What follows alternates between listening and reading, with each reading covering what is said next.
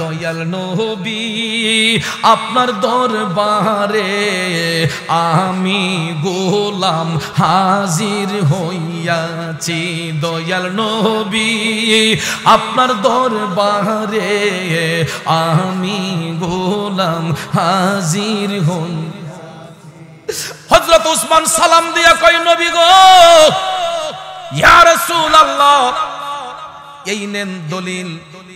আমার রাসূল কয় কি? কয় নবী গো, আমি 15,000 দিনারের বিনিময়ে ইহুদির কাছ থেকে পানির কূপটা ক্রয় করেছি। ইয়া রাসূলুল্লাহ, এই তার ডকুমেন্ট, এই তার প্রমাণ। আমার দয়াল নবী মুস্কি মুস্কি হাইসা বলতেছেন, উসমান, অবশ্যই আল্লাহ তোমার জান্নাতের নহর প্রদান করবে। উসমান বলতেছে, নবী গো, আমার জান্নাতের নহর দরকার নাই, আপনি নবীর দয়ার নজর যদি আমার উপর থাকে, আমি নহর দিয়া কি করব, ঝর্ণা দিয়া কি করব? ইয়া রাসূলুল্লাহ, আমি এখন আরেকটা কাজ করতে চাই নবী গো, যদি আমি আমার টাকা দিয়া কিনছি, আমি চাই না নবী গো এটার মধ্যে আমার কোনো মালিকানা থাকুক। ইয়া রাসূলুল্লাহ, আমার মুসলমান ভাইরা কোনোদিন কষ্ট পাইতে পারে, এই জন্য আমি চাই না এই কূপের মালিকানাটা আমার জিম্মায় থাকুক। আমি আমার সমস্ত মুসলমান ভাইদের নামে এই পানির কূপটা ওয়াকফ করে দিয়া দিলাম। এ বন্ধু, মানবতার ফেরিওয়ালা কারে কয় আবার দেখো রে, নিজের টাকা দিয়া, এতগুলা টাকা দিয়া পানির কূপটা কেনার পরেও হযরত উসমান এটার প্রতি কোনো লোভ নাই, এটার প্রতি কোনো লালসা নাই। তিনি বললেন, নবী গো, আমি আমার টাকা দিয়া কিনলেও আমি চাই আমার সমস্ত মুসলমান ভাইদের নামে এটা ওয়াকফ করে দেব। এই জন্য তিনি নিদাবি করে সমস্ত মুসলমানদের নামে এই পানির কূপটা তিনি ওয়াকফ করে দিলেন। বলুন, এই রকম উদার মনের লোক কয়জন পৃথিবীতে দেখাতে পারবেন? বন্ধুরা আমার, হযরত উসমান রাদিয়াল্লাহু তাআলা আনহু এই রকম বড় মনের অধিকারী ছিলেন। আর আমরা কি করি? যাও দান করতে যাই, যত সিরা ফারা টাকা লিয়েছে না, দেখবেন শুক্রবারে গিয়ে যখন মসজিদে বই, তখন ফারা টাকা দিত দোকানদারও নেয় না, ব্যাংকেও নেয় না। ওহন এটি চলবো কেমনে? যাক, টেনশন নাই, হাই ফোর্সে ফারাতে এখন চালানি তো লাগবো, জায়গা আছে। এরপর শুক্রবার যখন দান বাক্সটি যায়, ভাই সাহেব দানকারী আগে গিয়ে বইতে, হ্যাঁ, এরপরে দেখবেন সাইডের মধ্যে চাই ওই সিরাটা খেলা টুস করে বিসমিল্লাহির রহমানির রহিম। ঠিক না বে ঠিক? নামাজের পরে কেশিয়ার সাহেব যখন বাস্ক খুলে টেহালি গন্ত, ওমাগো ই কাম কোন আল্লাহর বান্দা করছে, ওহন দেখা যায় এমন সিরা টেহা অর্ধেকটিরও বেশি সিরা। ঠিক না বে ঠিক? এরপরে ইডি না লাগে কোনো কাজও, পরে বাধ্য হইয়া মসজিদ কমিটি করে, যা কি করবো, ফেহের তলে আন দিল, পরে ফেকের তলে গাইরা রাখে, নাহলে পানিতে বাসায় দিয়ে দেয়। তখন ঠিক না বে ঠিক? এই জন্য ভাইয়েরা আমার, আল্লাহর পথে দান করতে গিয়া যারা কৃপণতা করে, এরা সিরা ফারা নিয়ত যারা দান করবো, এরার ভবিষ্যৎটা সিরা ফারা হইব। ঠিক না বে ঠিক? তাইলে দান করতে হবে উদার মনে। বন্ধুরে, আল্লাহর পথে খরচ করলে বিপদ দূর হয়। কি দূর হয়? আল্লাহর পথে খরচ করলে বিপদ দূর হয়, বিপদ মুক্ত হয়। এই জন্য দান করতে। নবী গো, আমাদের তো এই পরিমাণ টাকা নাই, আমরা পানি তো কিনতে পারিনি। ইয়া রাসূলুল্লাহ, প্রতিদিন টাকা দিয়া পানি কিনা আমাদের জন্য কষ্ট হয়ে যায়। নবী গো, ওই পানির কূপটা যদি আমাদের জিম্মায় চলে আসতো, তাইলে আমরা আনন্দে পানিটা ব্যবহার করতে পারতাম। আপনারা বলেন, উম্মতের কষ্ট আমার নবী সহ্য করতে পারে? দয়াল নবী টপ টপ করে চোখের পানি চাইরা কান্না শুরু করে দিলেন। আরে উম্মতের কষ্ট নবী সইতে পারে না, যে জন হবে আপনা সেই তো মদিনা। কথা বলেন ঠিক না বিঠে? বন্ধু আমার রাসূল ডাক দিয়া সাহাবায়ে কেরামকে বললেন, উম্মত, ও আমার সাহাবারা, লা তাহজান, চিন্তার কোনো কারণ নাই, একটু অপেক্ষা করো, দেখি কি করা যায়। সাহাবায়ে কেরামকে সান্ত্বনা দিয়া আমার মদিনার কামলিওয়ালা নবী হাইটা হাইটা চলে গেলেন ইহুদির বাড়ির মধ্যে। আমার নবী ইহুদির বাড়িতে যাইয়া ওই ইহুদিকে ডেকে বের করলেন। ইহুদি যখন বের হলো, রাসূল বললেন, ভাই আমি একটা প্রস্তাব নিয়ে আসছি। ইহুদি কয়, কি প্রস্তাব? আমার দয়াল নবী বললেন, তোমার এই পানির কূপটা আমার প্রয়োজন, এখন কত টাকা হইলে তোমার কূপটা বিক্রি করবা? ইহুদি ডাক দিয়া কয়, না, আমি আমার পানির কূপ বিক্রি করব না, আমার এটা বিক্রি করার প্রয়োজন নাই। রাসূল বললেন, দেখো, টাকা যদি না নেও, আমি জান্নাতের একটা ঝর্ণার বিনিময়ে জান্নাতের একটা ঝর্ণার বিনিময়ে তোমার এই পানির কূপটা আবদার করছি, আমাকে এটা দিয়ে দাও। তখনও ইহুদি বলতেছে না, জান্নাতের ঝর্ণা আমি কখন পাবো, এটা তো স্টেশন নাই, আমার জান্নাতের ঝর্ণা লাগতো না, আমার কূপ আমারই থাকুক, জোরে কোন নাউজুবিল্লাহ।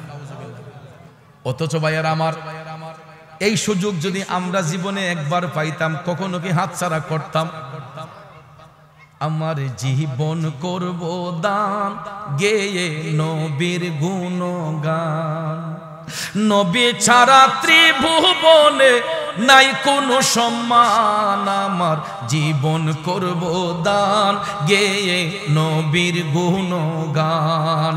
ঠিক না বেঠে বাইরে? নবী আমার জানেরই জান, নবী আমার প্রাণ, নবীর কাছে পাবো মোরা খোদাই সন্ধান। যদি ঠিক রাখো ঈমান, পাবে জান্নাতের বাগান। যদি ঠিক রাখো ঈমান, পাবে জান্নাতের বাগান। আমার জীবন করব দান, গেয়ে নবীর গুণগান। ঠিক কিনা বলুন? নবীর জন্য জীবন দিতে চাই কি চাই না? কারা কারা চাই দুইটা হাত উঁচু করে দেখাই। নারে তাকবীর, নারে রিসালাত, সুন্নি মহাসম্মেলন। আখাউড়ার যুবক বন্ধুরা, আমার মুরব্বী বাবাজিরা, ইহুদি ডাক দিয়া কয় জান্নাতের ঝর্ণা কখন পাবো? এটার কোনো স্টেশন নাই, আমার জান্নাতের ঝর্ণা লাগবে না, আমার যেই ঝর্ণা আছে এটাই আমারই থাক, আমি আপনাকে দেব না। আচ্ছা চিন্তা করেন, আমার রাসূল যদি মুহূর্তের মধ্যে ইচ্ছে করতেন এই পানির কূপটা ধূলিসাৎ করে দিতে পারতেন কিনা? দয়াল নবী চাইলে মুহূর্তের মধ্যে এই পানির কূপ ধূলিসাৎ হতো কিনা? কিন্তু এখানেও রাসূল উম্মতকে একটা শিক্ষা দিয়েছেন যে কারো জিনিস যদি কারো জিম্মায় থাকে, এটা জোরপূর্বক আনতে নাই, জোর করে কি আনতে নাই। কারণ মনে করেন এটা আমার, এই বাইসাবে যদি এটা টান্দা আমার কাছ থেকে জোরা বলি করে নেগা, আমার অন্তরে কষ্ট হইতো না? রাসূল বলেছেন না, কষ্ট দেওয়া যাবে না, হোক সে বিধর্মী, হোক সে যেই কেউ, এটা যদি তার জিম্মায়, এটা তার কাছ থেকে নিতে গেলে উদারতা দেখাইয়া নমনীয়তার সহিত তাকে আন্তরিকতা দিয়ে নিতে হবে। কথা কোন ঠিক না ঠিক? কিন্তু ভাইয়ারা আমার, জান্নাতের ঝর্ণার বিনিময়ে ওই ইহুদি পানির কূপটা দিল না। আমার মদিনার কামলিওয়ালা নবী, মায়ার নবী, দয়ার নবী ইহুদির কাছ থেকে ফিরে গেলেন খালি হাতে। ইহুদি পানির কূপটা দিল না। হুজরা শরীফের মধ্যে যাইয়া দেখতেছেন হযরত উসমান রাদিয়াল্লাহু তাআলা আনহু নবীর কাছে উপস্থিত। হঠাৎ করে দয়াল নবীর চোখের পানি মুবারক টপ টপ করে পড়তে যায়। হযরত উসমান ডাক দিয়া কই, নবী গো, কেন আপনি কান্না করতেছেন? ইয়া রাসূলুল্লাহ, আপনাকে তো এরকম ভাবে কখনো কান্না করতে দেখি নাই। আমার নবী ডাক দিলেন, উসমান, আমি ইহুদির বাড়িতে গেছিলাম, তার পানির কূপটার আবদার করেছিলাম টাকার দিয়া, সে টাকা দিয়ে বিক্রি করে না। আমি জান্নাতের একটা ঝর্ণার বিনিময়ে আবদার করলাম, তাও ইহুদি রাজি হলো না। এখন আমার উম্মতদের তো পানির কষ্ট হয়, এরা পানি পান করবে কেমনে? সুবহানাল্লাহ কোন। হযরত উসমান নবীজিরে ডাক দিয়া কয়, ইয়া রাসূলুল্লাহ, এটার জন্য আপনি টেনশন করতেছেন? নবী গো, আমি যদি ইহুদির কাছ থেকে পানির কূপটা যদি কিন্না লইয়ে পড়ি, আমারে জান্নাতের ঝর্ণা দিবেন? সুবহানাল্লাহ কোন না। আমার দয়াল নবী তখন মুস্কি হাইসা বললেন, উসমান, যদি এরকম হয় তাহলে অবশ্যই তোমাকে জান্নাতের ঝর্ণা প্রদান করা হবে। হযরতে উসমান কয়, আমি চাই না বেহেশত, আমি চাই না জাহান্নাম, আমার কপালে লিখে দিও দয়াল নবীর নাম। নবী গো, আমি জান্নাতের ঝর্ণা দিয়া কি করব যদি আপনি না থাকেন? ইয়া রাসূলুল্লাহ, আমি এমনিতেই বলছি, নবী গো আমারে ক্ষমা করেন। নবী গো, আমার জান্নাতের ঝর্ণার প্রয়োজন নাই, আপনি নবী আমার পাশে থাকলে আমার আর কিছুর দরকার নাই। নবী পাশে থাকলে আর কিছু দরকার নাই। এই বলে হযরত উসমান কয়, নবী গো, আমার পুরাটা সম্পদ বিক্রি কইরো যদি এই পানির কূপটা কিনতে হয়, আমি ইহুদির কাছ থেকে ওই পানির কূপটা কিনা আপনার কদমে আইনা আমি হাজির করব। আরো জোরে জোরে কন্যা সুবহানাল্লাহ। কারণ মা বাবা আত্মীয় স্বজন স্ত্রী পুত্র কন্যা গণ সবার চাইতে নবীজি আপন, ঠিক কিনা? এ নবীজিকে জানের চাইতে অধিক ভালো না বাসিলে হাদিসে কই তাহারি মান্না আই গো মুমিন ভাই, নবী বিনে আপন কেহ নাই, ঠিক না বেঠি? এ জগতের বন্ধুরা, আমার মুরব্বী বাবাজিরা, সম্মানিত মা বোনরা যারা শুনছেন গো, হযরতে উসমান আমার দয়াল নবীর কদম মোবারক থেকে বিদায় নিয়ে তিনি হাইটা হাইটা চলে গেলেন ইহুদির বাড়ির মধ্যে। হযরত উসমান কয় আমার সব সম্পদ দিয়া যদি এই কূপ কিনতে হয় আমি কিনবো। কিন্তু হযরত উসমান দয়াল নবীর কাছ থেকে বিদায় নিয়ে যখন ইহুদির বাড়িতে গেলেন, চিন্তা করে দেখবেন মদিনার শিল্পপতি এই ইহুদির বাড়িতে যাইয়া ইহুদিরে ডাক দিলেন। ইহুদি বের হইছে। উসমান রাদিয়াল্লাহু তাআলা আনহু বললেন, ভাই আমি তোমার পানির ঝর্ণাটা কিনতে আসছি, কত টাকার বিনিময়ে এই পানির ঝর্ণা বিক্রি করবা? তখন ইহুদি বলতেছে, উসমান একটু আগে তোমার নেতা আসছিলেন, অর্থাৎ নবীজির কথা বলতেছে, কয় তোমাদের নেতা আসছিলেন, উনি আমাকে জান্নাতের ঝর্ণা দিবেন এই আবদার করেছিলেন, তারপরে দেই নাই, তোমারে দিমু কেমনে? নাউজুবিল্লাহ কোন। হযরত উসমান বললেন, ভাই সমস্যা নাই, যত টাকা লাগুক না কেন আমি দিতে রাজি, তুমি বলো কত টাকা দিয়ে বিক্রি করবা? কোন না আমি বেচতাম না, আমার বেচার কোনো প্রয়োজন নাই, কইটা বেচে আমি চলি, তা আমার পানির জন্য আমি বেচতাম না। অথচ চিন্তা করেন তিনি মদিনার শিল্পপতি, ইহুদির কাছে গিয়ে আবদার করলেন, দিল না। আমাদের দেশের এমন কোন শিল্পপতিকে যদি একটা গরিব মানুষের কাছে কোনো কিছুর আবদার করতে দিত না, পরের দিন তার অস্তিত্ব থাক লইলে সুন্দর করে একটা চিকন বান্ডিল দিয়ে কইলে সাইরা লাও, ঠিক না বেটি? কইলে সাইরা লাও, পরেরটা দেখবো আমি। কিন্তু ভাইয়ের আমার, ইসলাম মারামারি পছন্দ করে না, জবরদস্তি পছন্দ করে না, খুন খারাপি পছন্দ করে না। হযরত উসমান রাদিয়াল্লাহু তাআলা আনহু বারবার করে বলার পরে ইহুদি যখন দিতে নারাজ, সবশেষে হযরত উসমান ইহুদিকে ডাক দিয়া বললেন, আচ্ছা ভাই আমাকে কি তুমি খালি ফিরাইয়া দিবা? কয় আমি বেচবো না।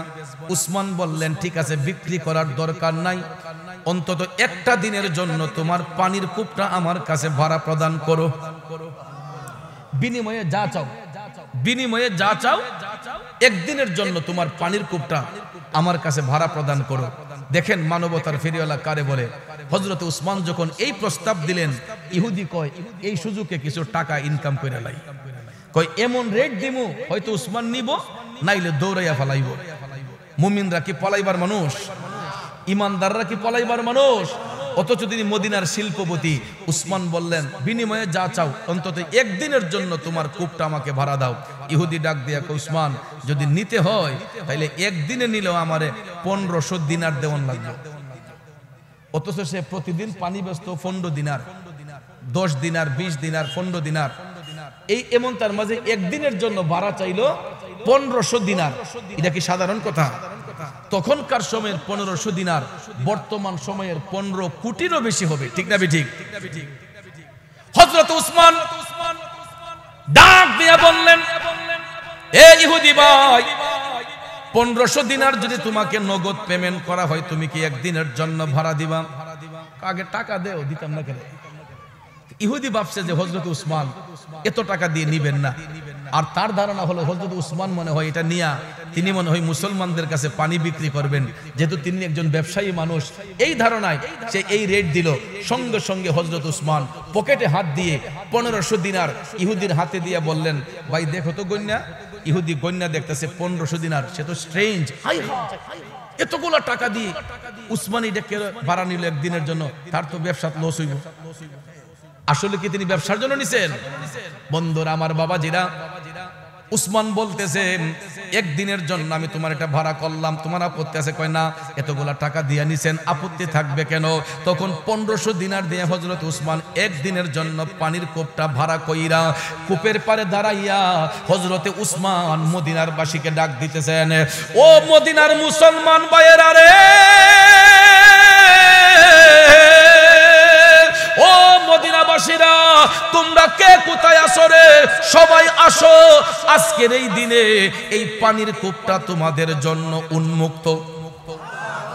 আজকে তোমাদের কারো টাকা দিতে হবে না, বিনা টাকায় বিনা সেচ তোমরা বিনা মায়নায় তোমরা পানি নিতে শুরু করো।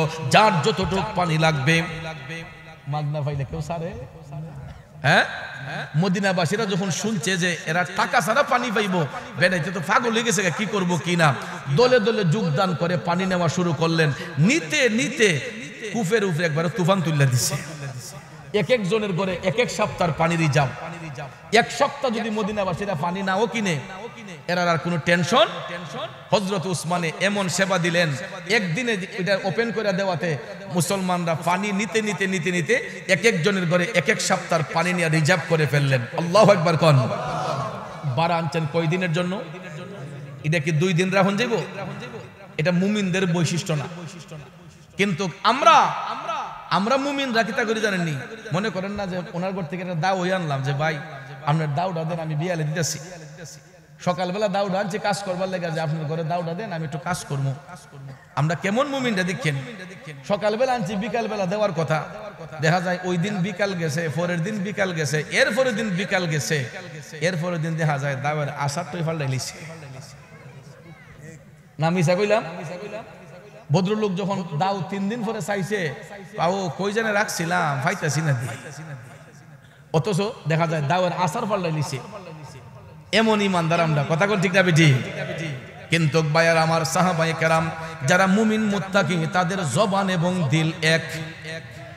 একদিনের জন্য ভাড়া নিয়েছেন, এটা ইচ্ছে থাকা সত্ত্বেও 2 দিন রাখা যাবে না। একদিন পরে হযরত উসমান আবার কূপটা ব্যাগ দিলেন।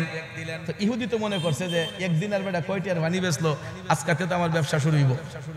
পরের দিন যখন ইহুদি পানি বিক্রি করতে বসছে, দেখা যায় সারা দিন বসার পরও 1 লাখ কাস্টমারও নাই। কাস্টমার কি আইবারে মাথা দূর ধরছে?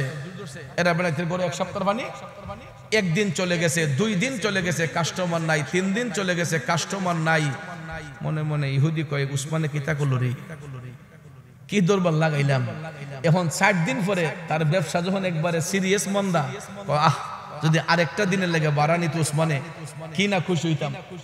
এখন ওই দিকে মদিনাবাসীরা আবার 1 সপ্তাহ যখন কাছাই গেছে, পানি যখন ক্রাইসিস, এরা আবার উসমান রাদিয়াল্লাহু তাআলা আনহুর কাছে গিয়া অভিযোগ দিছে, যে উসমান হুজুর আমাদের তো পানি শেষ। উসমান বললেন, নো টেনশন, আমি যতদিন বেঁচে থাকবো আমার মুসলমান ভাইদেরকে পানির কষ্ট করতে দেব না। মানবতার ফেরিওয়ালা কারে কয় আবার দেখেন, হযরত উসমান 2য় সপ্তাহে আবার ইহুদির বাড়ির দিকে রওনা হইলেন। অন্য দিনকে ডাহন লাগতো, ওই দিন দেখা যায় উসমানের দিক কই ইহুদি গোট থেকে দইরা বাড়িছে। আপনি আইছেন? তিনি বলেন আইছি তো। কই কি দিয়া পানি নিবেন নাকি বাড়া? খুব কি বাড়া লাগবো নি? অন্যদিন উসমানকে প্রস্তাব দিতেন, দেখেন 1 সপ্তাহের ব্যবধানে কে বলতেছে আজকে কি বাড়া নিবেন?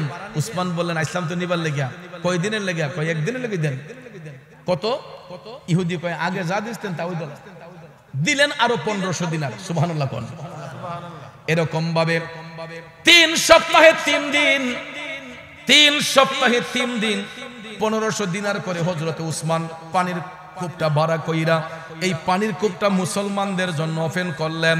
4র্থ সপ্তাহে আবার যখন মুসলমানরা পানির ক্রাইসিসে, উসমান গেলেন ভাড়া আনার জন্য। ইহুদি কয় উসমান আমি আর ভাড়া দিতাম না। কয় কে রে? কয় আমি চাইতেছি আমার কূপটা একবারে বেচে লাইতাম। আরো জোরে কর না সুবহানাল্লাহ। ইন্নাল্লাহা মা'আস সাবিরিন।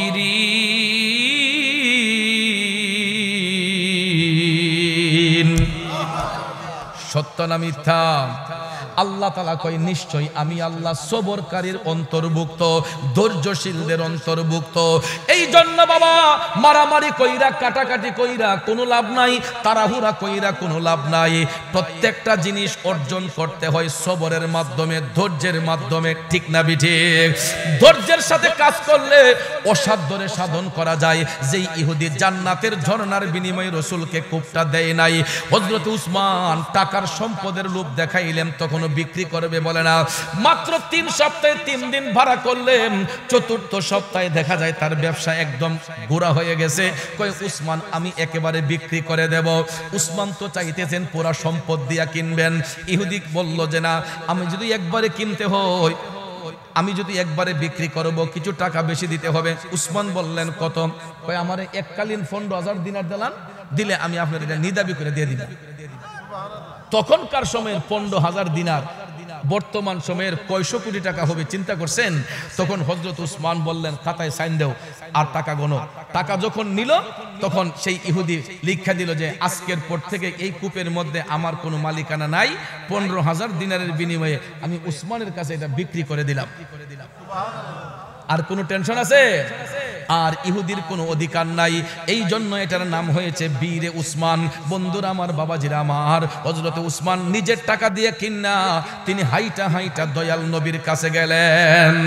দয়াল নবী আপনার দরবারে আমি গোলাম হাজির হইয়াছি। দয়াল নবী আপনার দরবারে আমি গোলাম হাজির হন। হযরত উসমান সালাম দিয়া কয় নবী গো, ইয়া রাসূলুল্লাহ, এই নেন দলিল। আমার রাসূল কয় কি? কয় নবী গো, আমি 15,000 দিনারের বিনিময়ে ইহুদির কাছ থেকে পানির কূপটা ক্রয় করেছি। ইয়া রাসূলুল্লাহ, এই তার ডকুমেন্ট, এই তার প্রমাণ। আমার দয়াল নবী মুস্কি মুস্কি হাইসা বলতেছেন, উসমান অবশ্যই আল্লাহ তোমার জান্নাতের নহর প্রদান করবে। উসমান বলতেছে নবী গো, আমার জান্নাতের নহর দরকার নাই, আপনি নবীর দয়ার নজর যদি আমার উপর থাকে আমি নহর দিয়া কি করব, ঝর্ণা দিয়া কি করব? ইয়া রাসূলুল্লাহ, আমি এখন আরেকটা কাজ করতে চাই নবী গো। যদি আমি আমার টাকা দিয়া কিনছি, আমি চাই না নবী গো এটার মধ্যে আমার কোনো মালিকানা থাকুক। ইয়া রাসূলুল্লাহ, আমার মুসলমান ভাইরা কোনোদিন কষ্ট পাইতে পারে, এই জন্য আমি চাই না এই কূপের মালিকানাটা আমার জিম্মায় থাকুক। আমি আমার সমস্ত মুসলমান ভাইদের নামে এই পানির কূপটা ওয়াকফ করে দিয়া দিলাম। এ বন্ধু, মানবতার ফেরিওয়ালা কারে কই আবার দেখো রে, নিজের টাকা দিয়া এতগুলা টাকা দিয়া পানির কূপটা কেনার পরেও হযরত উসমান এটার প্রতি কোনো লোভ নাই, এটার প্রতি কোনো লালসা নাই। তিনি বললেন নবী গো, আমি আমার টাকা দিয়া কিনলেও আমি চাই আমার সমস্ত মুসলমান ভাইদের নামে এটা ওয়াকফ করে দেব। এই জন্য তিনি নিদাবি করে সমস্ত মুসলমানদের নামে এই পানির কূপটা তিনি ওয়াকফ করে দিলেন। বলুন এই রকম উদার মনের লোক কয়জন পৃথিবীতে দেখাতে পারবেন? বন্ধুরা আমার, হযরত উসমান রাদিয়াল্লাহু তাআলা আনহু এই রকম বড় মনের অধিকারী ছিলেন। আর আমরা কি করি? যাও দান করতে যাই, যত সিরা ফারা টাকা লিয়েছে না, দেখবেন শুক্রবারে গিয়ে যখন মসজিদে বই তখন ফারা টাকা দিত দোকানদারও নেয় না, ব্যাংকেও নেয় না। ওহন এটি চলবো কেমনে? যাক টেনশন নাই, হাই ফোর্সে ফারাতে এখন চালানি তো লাগবো, জায়গা আছে।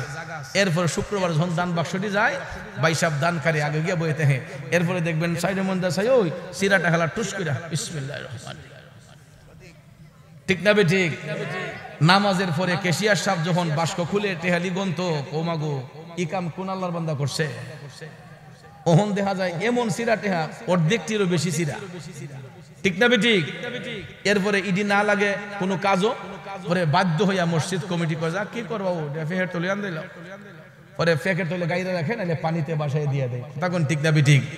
এই জন্য ভাইয়েরা আমার, আল্লাহর পথে দান করতে গিয়ে যারা কৃপণতা করে, এরা সিরা ফারা নিয়ত যারা দান করব, এরার ভবিষ্যৎটা সিরা ফারা হইব। ঠিক না বে ঠিক? তাইলে দান করতে হবে উদার মনে। বন্ধুরে, আল্লাহর পথে খরচ করলে বিপদ দূর হয়। কি দূর হয়? আল্লাহর পথে খরচ করলে বিপদ দূর হয়, বিপদ মুক্ত হয়। এই জন্য দান করতে গিয়ে কখনো কৃপণতা করবেন না। আপনার গনে আমার ঘরে যদি ভিখারি আসে, ভিখারিকে পর্যন্ত খালি দিবেন না। বেশি না পারেন 5টা টাকা হইলো দিয়ে দিবেন, এক মুষ্টি চাইল হইলো দিয়ে দিবেন, ভিক্ষুকরে খালি ফিরিয়ে দিবেন না। আমার রাসূল বলেছেন যারা ভিক্ষুকরে ভিক্ষা দিবে এদেরও বিপদ দূর হয়ে যায়। আল্লাহু আকবার করেন। তাহলে বাবাজিরা আমার, আজকের এই মাহফিল যারা করলো, ফুলাফান্ডি কি ভালো কাজ করছে না খারাপ কাজ করছে? এই যে 3টা বাচ্চা মাথার মধ্যে পাগড়ি নিল, আপনারা একটা জিনিস চিন্তা করছেন নি? বাচ্চাটির বয়স কত? এই বয়সের বাচ্চার সিনার মধ্যে কোরআন শরীফ 30 পারা কোরআন ধারণ করছে, এটা কি একটুখানি কথা? তাহলে আমরাও তো চাই আমাদের বাচ্চাগুলা মানুষের মতো মানুষ হোক, কথা কোন ঠিক না ঠিক? এটা চান না আপনারা? তাহলে এই মাদ্রাসা দিন দিন আরো সামনে অগ্রসর হোক, এটা চাননি আপনারা? কারা কারা চান হাত তুলেন তো। নারে তাকবীর, নারে রিসালাত, আহলে সুন্নাত ওয়াল জামাত, হাত নামান। বাবাজি আরেকটা কথা হলো, মসজিদ কার ঘর? মাদ্রাসা কার ঘর? নবীর ঘর। মসজিদ হলো আল্লাহর ঘর, মাদ্রাসা হলো নবীর ঘর। মসজিদ আল্লাহর ঘর, মাদ্রাসা নবীর ঘর। দেখেন, নবীর ঘরে পড়াশোনা না করলে আল্লাহর ঘরের হেফাজত করা যায় না। মাদ্রাসায় যদি না পড়ি আমি ইমামতি করবো কেমনে, নামাজ কালাম করবো কেমনে, আল্লাহরে সিজদা করবো কেমনে? তাইলে তো আগে মসজিদও দরকার, মাদ্রাসাও দরকার, ঠিক না ঠিক? তাহলে আমি যখন আইসা বসছি মাদ্রাসার রুমে, একজন ভদ্রলোক আমার গিয়া খুব আপসেট হইয়া বলতেছে, হুজুর আমরা তো কটা মানুষ আছি এই পাড়ার মধ্যে, কয় তারাগণ সহ আশেপাশের এলাকার মানুষ তো স্থানীয়, আর এটা তো শহরতলি কলেজ পাড়া, এখানে বিভিন্ন এলাকা থেকে লোকজন আইসা জায়গা কিনে বসত বিটা করছে। কারণ শহর তো শহরই, শহরের মধ্যে কিন্তু এক গ্রামের লোক থাকে না, বিভিন্ন এলাকার লোকজন আইসা এখানে বসতি করে। এই জন্য ভাইয়ার আমার বলতেছেন যে হুজুর আমরা মসজিদে তো টিনের মসজিদ নাম দিছে। এলাকার মানুষ নাকি কয় যে হুজুর এটা টিনের মসজিদ কইলে সকলেই চিনে, ওই এটার থেকে আমরা কেমনে বাঁচতাম, আজকে একটু চেষ্টা করবেন হুজুর। আমরা কি সারা জীবন কি টিনের এই থাকতাম, না আল্লাহর ঘরটার মাঝে কিছু ইট মিট লাগতো? তো এই জন্য ভাইয়ার আমার, আল্লাহর ঘর আল্লাহ হেফাজত করবে, ঠিক না ঠিক? বান্দারাও আমরা হচ্ছে উসিলা মাত্র। তো মুরব্বীর একটা কথা বলে যে যার বংশে করছে দান সেই জানে দানের বিধান, যারার বংশপুরীরা দান করে অভ্যাস, দানের উৎসাহ এদের মধ্যে আছে। আজকে আমরা নিজে থাকার জন্য বড় বড় দালান কোঠা বানাইছি, 4 তালা 5 তালা বানাইছি, 2 তালা বানাইছি, কিন্তু আমরা মসজিদটা যদি টিনের মসজিদ রাখি, তাহলে এই যে 4 তালা 5 তালা বাড়ি একজনে বানাইছেন, এটা বানানোর কোনো অর্থ নাই।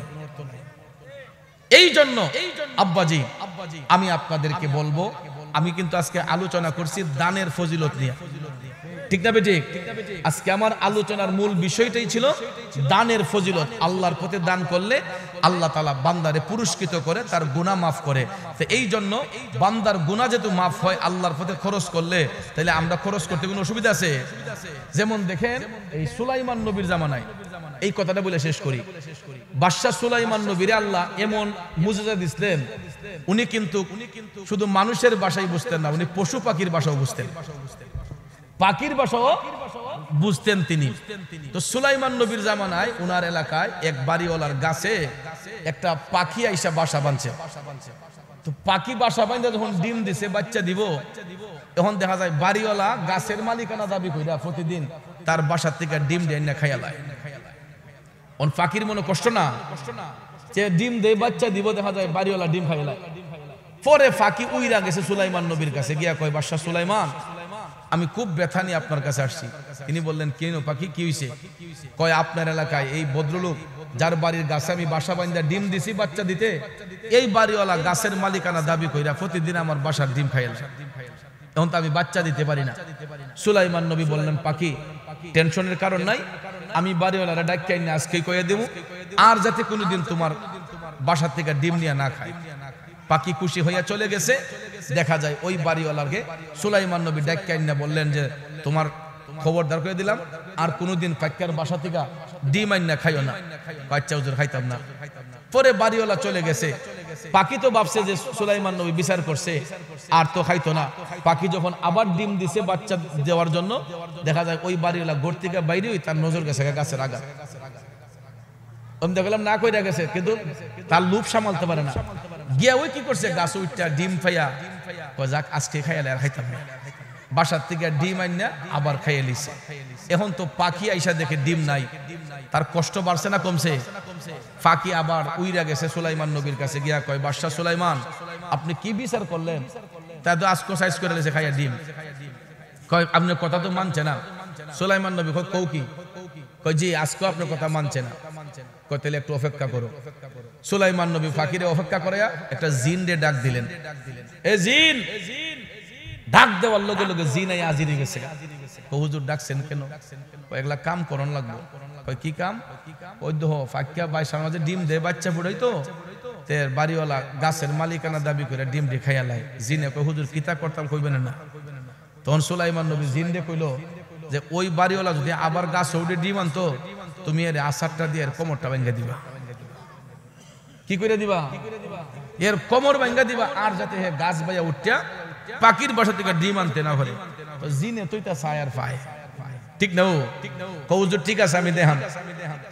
ফাঁকি খুশি না বেজা? ফাঁক মনে মনে কয় বাতে যে হাই ও ডিম দিছে এখন জায়গা মতো। তখন পাখি গেছে আবার বাসায়, জিন গিয়া গাছের আগায়। তো পাখি তো ডিম দিছে, বাচ্চা ফুটাইবে, বাড়িওয়ালা ঘর থেকে বাইরে গাছও উঠবো। এই মুহূর্তে দেখা যায় তার দরজার সামনে একজন ভিক্ষুক আইসা হাজির, ভিক্ষার জন্য হাক দিছে। ওই বাড়িওয়ালা টান দিয়া ভিক্ষুককে গড়ে নিয়ে ঢুকাইয়া পেট বইরা খাওয়াইয়া তারে কিছু হাদিয়া দিছে। ভিক্ষুক খুশি না বেজার? ভিক্ষুক যখন পেট বইরা খাইয়া হাদিয়া পাইছে, খুশি হইয়া বাড়িওয়ালা বাইর থেকে বেরিয়েছে। সে গাছের গুড়াত গিয়া টপ টপ টপ টপ করে বাইয়া গাছ উইটা ডিম আইনা খাইয়া আবার সাইজ করে নিছে। এখন পাখি উইরা আসছে, আয়া দেহে ডিম নাই। ও মাগো, এদি জিনের থেকে বড়। হ্যাঁ, কই জিনও এর সামাল তারলো না। আবার উইরা গেছে সুলাইমান নবীর কাছে গিয়া কয় হুজুর জিনেরও মানছে না, খাইলিছি ডিম। কয় কারে কোস কি? কয় জি। সুলাইমান নবী ডাক দিলেন আবার জিন রে, এ জিন। জিন সঙ্গে সঙ্গে হাজির হইল। কি ব্যাপার, তোমারে কইলাম কি করলা কি? জিন ডাক দিয়া কই হুজুর, ও বাদশা সুলাইমান, আমি আপনার প্রত্যেকটা আদেশ অক্ষরে অক্ষরে পালন করতে প্রস্তুত ছিলাম। আমি গাছের আগায় ঠিকই উঠছিলাম তাকে ধাক্কা দেওয়ার জন্য, কিন্তু দেখলাম যখন সে গাছের গোড়ায় আসছে ওই মুহূর্তে আমি দেখছি তার ঘরের সামনে ভিক্ষুক আসছে ভিক্ষার জন্য। ওই বাড়িওয়ালা ভিক্ষুকরে ঘরে নিয়ে ভিক্ষা দিছে, পেট ভরে খাওয়াইয়া তারে হাদিয়া দিছে। ভিক্ষুক খুশি হইয়া তার বাড়ি থেকে বের হওয়ার ফলে বাড়িওয়ালা যখন গাছ বাইয়া উপরে উঠতেছে আমি তারে ধাক্কা দিমু, এমন সময় আমি দেখলাম পূর্ব এবং পশ্চিম প্রান্ত থেকে দুইজন ফেরেশতা আইসা আমি জিনরে এমন ধাক্কা দিছে আমারে পৃথিবীর এক প্রান্ত থেকে নিয়ে আরেক প্রান্ত ফালাইছে। হুজুর, ও বাদশা সুলাইমান, আমি সেখান থেকে ওইটা আসতে আসতে বাড়িওয়ালা গাছ থেকে গিয়া ডিম নিয়ে আইসা পড়ছে। সুলাইমান নবী কয়, আরে ভুল তো আমি না করছি, সে তো দানকারী, ওই বাড়িওয়ালা তো দানকারী। তখন সুলাইমান নবী জিনরে বললেন, জিন, তোমার আমি যে আদেশ দিয়েছিলাম এটা উড্র করলাম, তুমি আর কোনোদিন এরকম কাজ করো না, তারা ধাক্কা দিও না। তখন জিন্দে বিদায় দিয়া সুলাইমান নবী বাড়িওয়ালারে ডাক দিছেন। ডাক দেওয়ার পরে কইলেন, রে আজকে তো তুই অনেক কঠিন বিপদ থেকে বাঁচলি। জিনে এই বাড়িওয়ালা কয়, কিতা হুজুর? কয়, আজকে যেই কাম করছিলাম আমি তো জিন্দে বলছিলাম তোরে আসার দিয়ে ঠ্যাং ভাঙ্গা দিবার লাগিয়া, কিন্তু তুই ভিক্ষুকরে ভিক্ষা দেওয়ার কারণে আল্লাহ তাআলা ফেরেশতা পাঠাইয়া তোরে হেফাজত করছে। তখন ওই বাড়িওয়ালা টপ টপ করে চোখের পানি চাইরা কান্দা কই, হুজুর যদি সত্যি তাই হয়, একটা সামান্য ভিক্ষুকরে ভিক্ষা দেওয়ার কারণে আল্লাহ যদি এত বড় বিপদ থেকে আমারে বাঁচায়, আমি ওয়াদা করতেছি হুজুর আজকের পরে থেকে কোনোদিন আর আমার গাছ কেন অন্যর কোনো গাছ থেকেও আমি পাখির ডিমাইন না খাইব না হুজুর, আমি ওয়াদা করতেছি। তখন সুলাইমান নবী বলেন, আর এটা কইরো না। ফাকিরে বললেন, ফাকি এখন তুমি মুক্ত, যাও তুমি বাচ্চা দেও, ডিম দেও, আর কোনো সমস্যা নাই। বন্ধুরা আমার, তার মানে বোঝা গেল সুলাইমান নবীর জামানায় ওই লোক আল্লাহর পথে দান করার কারণে আল্লাহ তারে ফেরেশতা দিয়ে হেফাজত করছে, ঠিক না বেটি? আল্লাহর ঘর মসজিদে করবেন দান, আল্লাহ যেন রোজ হাসরে বাড়াইয়া দেয় ইজ্জত সম্মান। জুড়ে জুড়ে কোন মারহাবা। এ বন্ধুরা আমার, বাবাজিরা গো, মুরব্বীরা কথা বলে যার বংশে করছে দান সেই জানে দানের বিধান। আজকে দানের ফজিলত নিয়ে আলোচনা করলাম, এই জন্য আমি দেখলাম এই এলাকার দানকারীদের উৎসাহটা আমার কাছে মনে হচ্ছে যদি আমার দয়াল নবীর জামানায় আমরা থাকতাম গো, কলিজাটা ছিঁড়ে আমরা আঙ্গার করে দিতাম, ঠিক না বেঠে? এই জন্য ভাইয়ের আমার কবি বলতেছে, জন্ম আমার নবীর যুগে হলে কেমন হতো, জন্ম আমার নবীর যুগে হলে কেমন হতো, দুনয়নে রাসূল পাক দেখলে কেমন হতো, জন্ম আমার নবীর যুগে হলে কেমন হতো। আসতো ভেসে হজরতে বেলালের মধুর আযান, আসতো ভেসে হজরতে বেলালের মধুর আযান। সেই আযানে ছিল এমন প্রেম মুগ্ধ রহমান, জন্ম আমার নবীর যুগে হলে কেমন হতো। একটা নবীর প্রেমিক শাহ আলম ভূঁইয়া সাহেব, নবীর প্রেমে পাগল হইয়া জনাব শাহ আলম ভূঁইয়া সাহেব, আব্বা আম্মা সিদিমাই,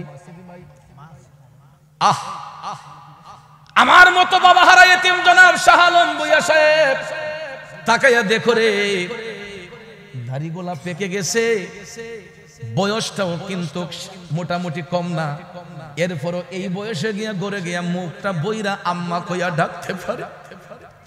দাড়িটা যদি পাইকাও থাকে, মার কাছে গেলে তো এখনো ছোট্ট শিশু, মার কাছে গেলে তো এখনো ছোট্ট শিশু, কথা কোন ঠিক কিনা?